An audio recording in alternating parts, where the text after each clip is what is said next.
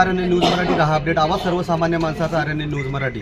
आज उमरखेड येथील उपजिल्हा रुग्णालय येथील डायलिसिस सेंटर येथे अचानक शॉर्ट सर्किटने आग लागली आणि याच्यामध्ये रुग्णांची तारांबळ उडाली।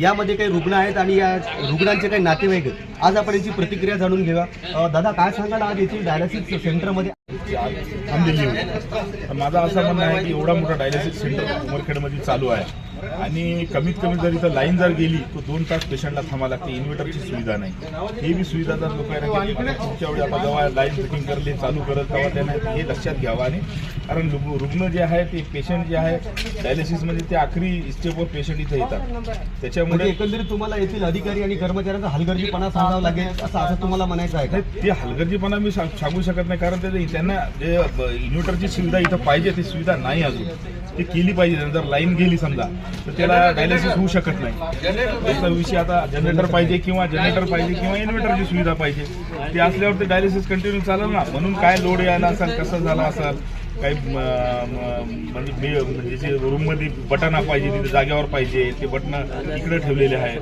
त्याच्यामुळे तेही पाहावं लागेल की कुठं काय कमी पडला, की ठेकेदारानं ज्यांना काम केला त्यांना काय केलं का, बरोबर नाही केला काम, चुकीचे काम केले। शॉर्ट सर्किटमुळे आपल्या रुग्णांना काही त्रास झाला का? त्रास म्हणजे ते घाबरल्या गेले। त्रासमध्ये ते एसएलची जी टीम होती डायलिसिस मध्ये धावपळ सुरू होती।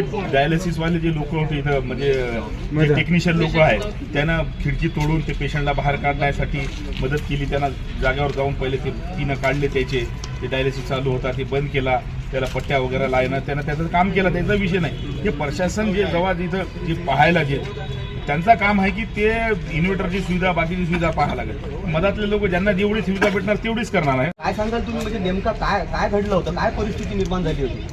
परिस्थिती म्हणजे नुसते फटाकड्याचा आवाज कसा असते तसं त्या रूममध्ये आवाज येत होता, तड तड तड तड तड तड, आणि मग जाय लागल्यासारखं होऊ लागलं। अच्छा, आपण गाव कुठलं आपलं? मालकीनी, गुंज मालकीनी। अच्छा, बरं आपले कोण आहेत, रुग्ण कोण आहेत? मिस्टर आहे, तुमचे मिस्टर आहेत। बरं किती वाजता हे शॉर्ट सर्किट झाला? 1:30 वाजता आहे। 1:30 वाजताच्या दरम्यान म्हणजे अचानक म्हणजे रुग्णांना काय त्रास झाला नेमकं काय सांगाल तुम्ही? म्हणजे अचानक शॉर्ट काय नाही, ते डायलिसिस बंद झालं त्यांचं, कारण शॉर्ट सर्किट झाल्यामुळे मशीन बंद पडले आणि डायलिसिस बी बंद झालं। आठवड्यातून किंवा महिन्यातून किती वेळा तुम्ही डायलिसिस करून घेता तुमचं? हप्त्यातून 2 वेळा। हप्त्यातून 2 वेळा? 1.5 महिना झाले लाईन जाते। हो, कारण की मी आता शुक्रवारी आली होती तर गुरुवारी तर यांनी नाईट केली, एवढी लाईन गेली होती। आज या ठिकाणी डायलिसिस सेंटरला काही रुग्णांवर डायलिसिस चालू असताना MSCBची जे करंट लाईट आहे ती सकाळपासनं कमी जास्त व्होल्टेज होत असल्यामुळे तिथे MSCBने दिलेलं एक सबमीटर आहे त्या सबमीटरला लोड आला आणि त्या ठिकाणी स्पार्क झाला, त्यामुळे ते सबमीटर जळून खाक झालं। त्याचा धूर इतरत्र पसरला, त्यामुळे पेशंटचे नातेवाईक हे गोंधळून गेले।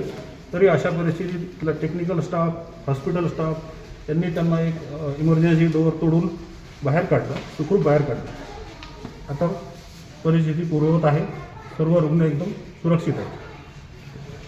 ज्यावेळेस हे शॉर्ट सर्किट झाला त्या परिस्थितीमध्ये रुग्णांची तारांबळ उडाली असे काही रुग्णांचं म्हणणं आहे। मागील कित्येक दिवसापासून लाईन येत आहे जात आहे, आपण एक वैद्यकीय अधीक्षक म्हणून इथं काम पाहतात। सर, आपली जबाबदारी काय आहे? आपण आतापर्यंत याची कुठली काळजी घेतली का नाही असं सामान्य नागरिकांचं म्हणणं आहे। ॲक्च्युली बघा, हे डायलिसिस सेंटर जे आहे हे HLL कंपनी थ्रू चालवलं जाते त्यांच्या अंतर्गत। त्याच्यात आमच्या रुग्णालयाकडून सुद्धा त्यांना जे काही सहकार्य करायचं आम्ही करतो। आपल्याकडे जनरेटर आहे, पण त्यांना जनरेटरचं कनेक्शन घेण्यासंदर्भात आपण सूचना पण दिल्या होत्या कंपनीला। परत MSCBला पण पत्र दिलेलं आहे की डायलिसिस सेंटरचे तरी कमीत कमी आपण 24 तास करंट आणि हाय व्होल्टेज किंवा व्होल्टेज कमी जास्त ट्रिक न होऊ देता पूर्ववत ठेवावे।